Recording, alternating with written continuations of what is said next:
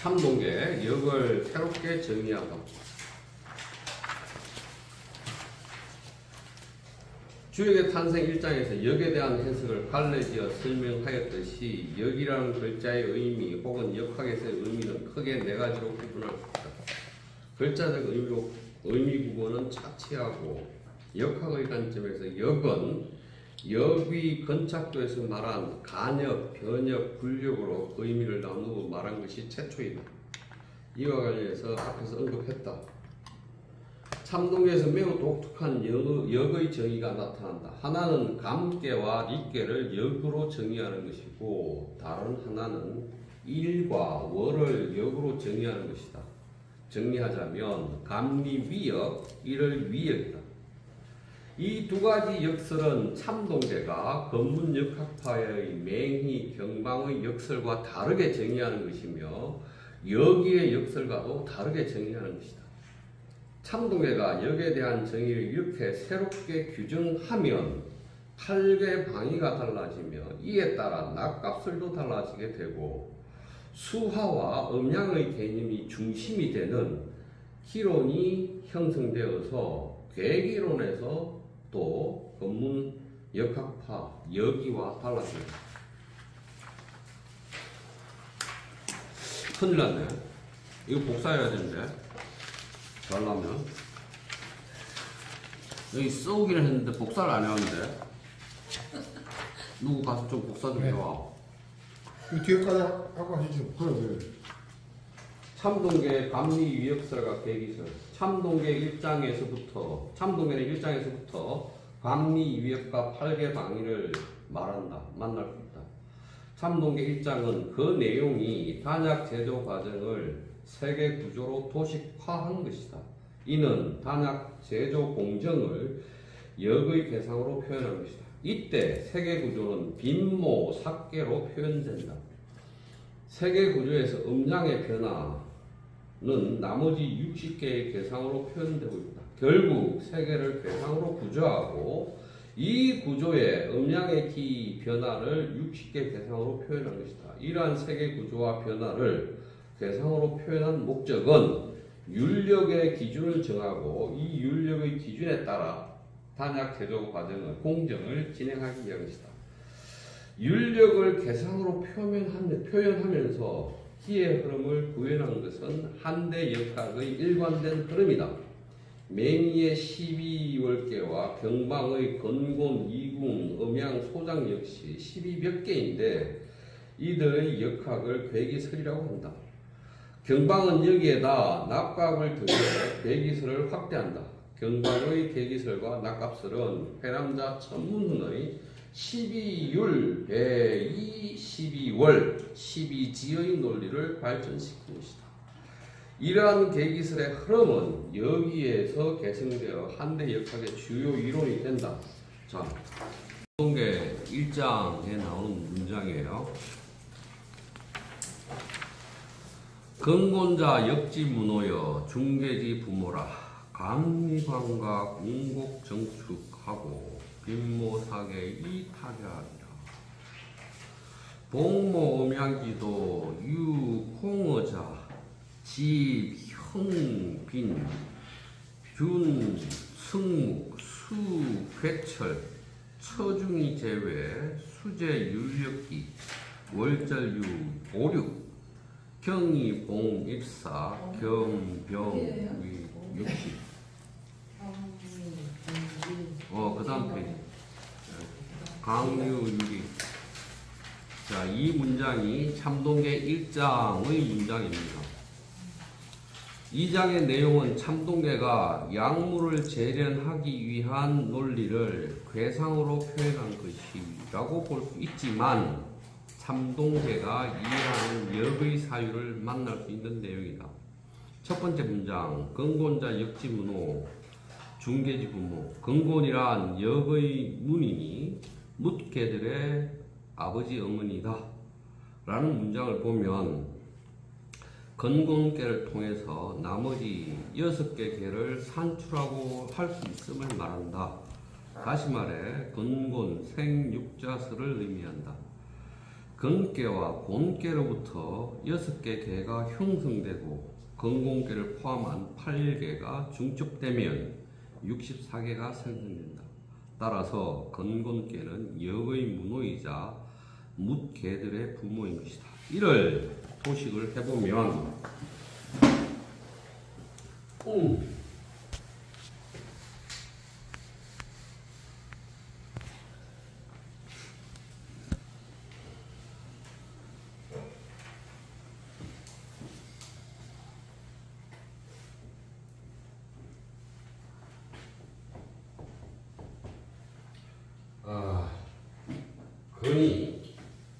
건이 일색을 처음으로 일색이라는 것은 찾다, 구하다 이런 거예요.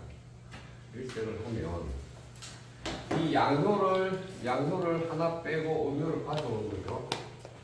그러면 손깨인가? 이게? 손깨. 이거를 갖다가 이렇게 해서 가져오면 이걸 갖다 이렇게 해서 가져오면 손, 리, 해. 그 다음에 이제 공개가 안 차리죠. 이거를 건, 일색, 곤, 생, 손 이렇게 쓸 거예요. 이건 2색, 뭐 3색 이렇게 하면 돼요. 여기다가 멀리 네. 자, 그럼 이제 곤이 이건 이렇게 했으니까 이렇게 하면 이렇게 되나? 어제는 얕은 이렇게 하고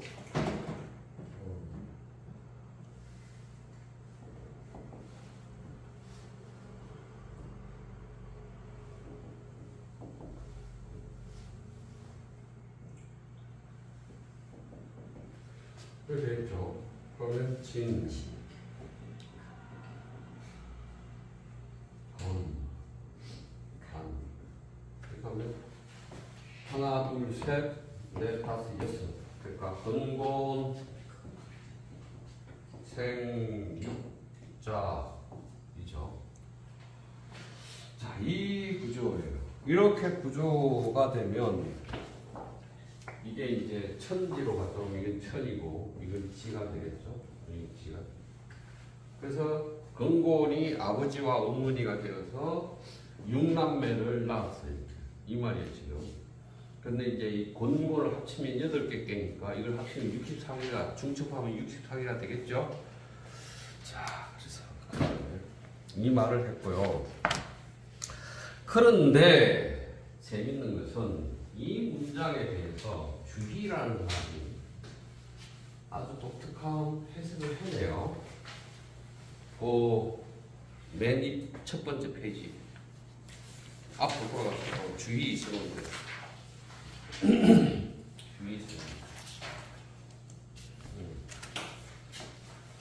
주의의 말이에요. 여기 주석에 이 문장에 대한 주의의 주석이에요. 건곤위 상하 이 감리 성강의 기간 그랬네요. 건과 곤이 위아래로 위 자리 잡으면 감리가 그 사이를 오르내린다. 이른바 이게 여기다. 건하고 곤이 위아래로 상하로 건곤이 자리를 잡으니까 감리가 위아래로 오르내려요. 이렇게 오르내려요. 이걸 역이라고 했어요. 소위 역 그랬네요. 그러면 감리역이잖아요. 감리역 그죠?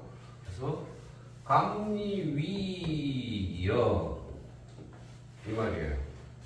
감리위역. 자, 그렇게 해놓고 또 뭐라고 그랬냐면 선천지 위 건남곤부 이동 감서 시야. 그랬어요. 선천의 자리가 정세 북이 이쪽이야, 이쪽이야. 여기 북이지. 네. 북. 남. 동은 여기가. 네. 동. 맨날 헷갈려 이걸 나는. 서. 좋아. 북은 뭐라고 그랬냐면 건 그랬네요. 건. 남은 곤. 리는 동.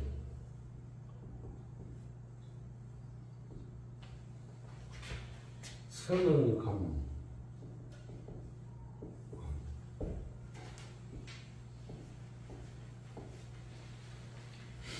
이걸 갖다가 뭐라고 그랬냐면 선천지 위 그랬네요. 선천의 방위, 선천의 자리. 그러면 근데 선천자리에는 좀 위에가 권하고 바뀌어야 돼. 뭐라고? 위에가 권이 밑에가 권이 들어가야 돼. 원래 선천 그 그림하고 같은. 얘가 밖에 한다고 이렇게? 네. 정말? 여튼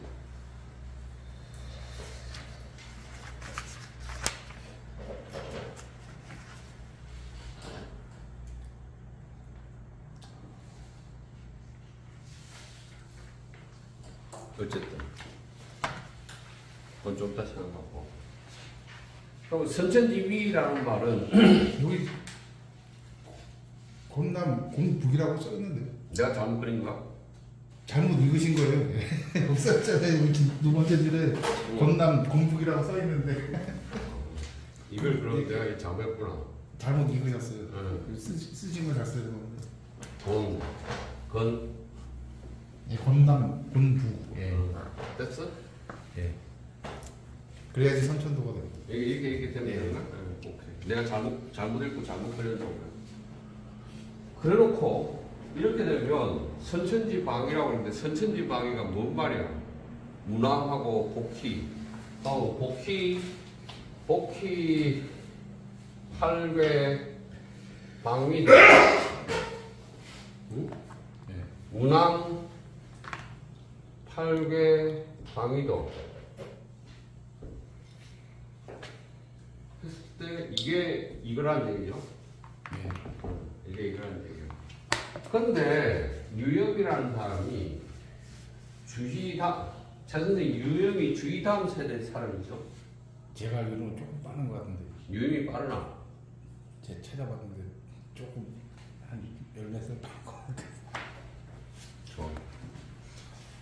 근데 유형은 뭐라고 했냐면 이렇게 놓고 감은 월, 리는 일. 감은 월야, 리는 일야. 일을 행의 황도 그랬어요. 그럼 근본 사이에 황도가 뭐지? 태양이 지나가는 천구상의 자리가 그렇지. 그러면 이거를 지금 해와달이 이렇게 황도를 오르내리고 있다라고 얘기를 한 거잖아. 유형은 그렇게 오르내리니까 낮과 밤이 오고 가네요. 이렇게 써놨어. 낮과 밤이 오고. 그럼 다시 주역 참동계 1장 경우는 하늘과 땅, 동과 서의 감리를 이렇게 배치를 해놓고 감리가 황도를 따라 이렇게 운행해요라고 말하니까 우리가 살고 있는 이 세계의 천지 구조와 해가 뜨고 달이 뜨고 뭐 해가지고 뭐 달이 뜨고 하는 그 구조가 그대로 모사가 되었죠. 그렇잖아. 근데 이 선천도가 아니라 주역 설계전에 나오는 방위도, 즉 문항의 방위도를 가면 이 구조가 나올 수 있어요, 없어요? 정생 얘기로. 저거랑 틀리죠 또. 그렇지. 근데 설계전에 있는데 선천도 후천도 얘기가 다 나오긴 하잖아요. 들고. 그런데 이 설계전의 이 내용을 한나라의 맹이 경방이 설계전의 그 방위도를 가지고 계획이나 낙갑을 설명하잖아요. 네. 그렇죠? 선천도를 선택하지 않고 문항의 그림을 선택하죠. 그러면 어떻게 되지? 우리가 현상적으로 보는 이 구조한 해와 달의 운행하고는 안 맞죠. 그거랑은 안 맞죠. 예. 그렇죠. 그냥 자연은 현상에 빗대가지고 이제 보는 거죠. 그럼 어떻게 말해야 돼? 참동계는 어쨌든 맹이나 경방의 계기설을 가져왔지만 그걸 현상계, 자연현상계 지금 우리가 경험하는 그 세계 논리에 맞게 구조를 바꿨지. 그러니까 바꾼 거를 개선 혹은 발전이라고 논문에 표현하겠지. 논문에 쓸 때는. 그렇죠? 개선했는데 바꾸어서 발전시켜냈어요. 자, 그래서 이제 이 첫 번째 문장 그렇게 해놓고 다음 봅시다. 감리는 광각으로 박힌을 굴려요. 감리, 광각, 운공, 정추. 감리가 광각, 어떤 형태, 내면으로 된 형태이든 동그란 형태이든 딱 붙어 있는 게 광각이란 말이죠. 광각이고 바퀴의 바른 축을 운행하는 거예요. 라고 얘기했어요. 그래서 광각이란 말을 보면 광각이란 내면으로 둘러싸인 어떤 것, 이게 뭐 네모나도 되고 동그랗게도 되고 그래요. 여기서 바퀴를 운행하는 굴대축 이런 말과 결합하면 대략 이런 그림이 될 거다. 하고 감리가 이 방식 동그라미를 그리든 네모로 그리든 감리가 이거를 축을 이렇게 연결하는 것이 될 것이다. 이러한 도식이 될 거예요. 그런데 만약 이걸 광각이라는 것, 얘와 얘를 결합하면 광각이 돼요. 광각이 돼요 라고 하는 것. 제가 아까 광각은 내면으로 되든 동그랗든 간에 이렇게 뭐가 이렇게 붙어 있는 걸 광각이라고 했단 말이죠. 광각이라고 했어요. 그러면 얘를 대상으로 가지고 있는 것을 가지고 붙여보자고.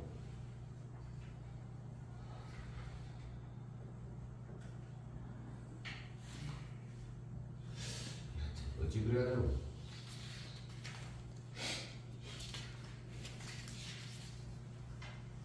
네모지면 안 되네. 두 개밖에 안 되니까. 그럼 동그라미네.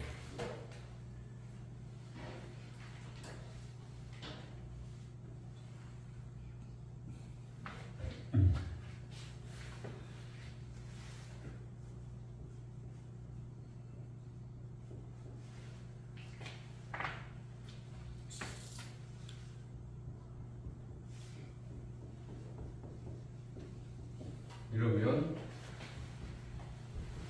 이렇게 해주시고 이것은 이렇게 되겠네요. 이건 미가 될 것이고 이건 감이 되겠네.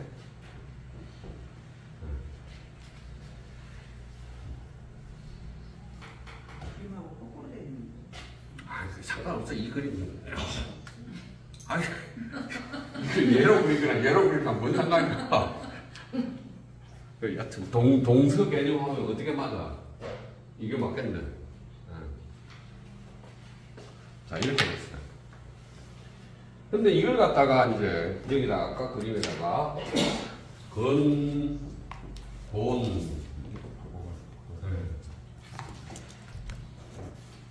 요래 놓고 보면 만약 이걸 갖다가 황도라고 해버리면 황도가 있고 황도 위에 얘네들이 이렇게 운행 승강한다라고 보면 저 운행 황도를 가지고 태양이 이렇게 돌면서 낮이 되고 밤이 되는 것들, 이 그림이 되겠죠. 이 구조가 될 것 같아요.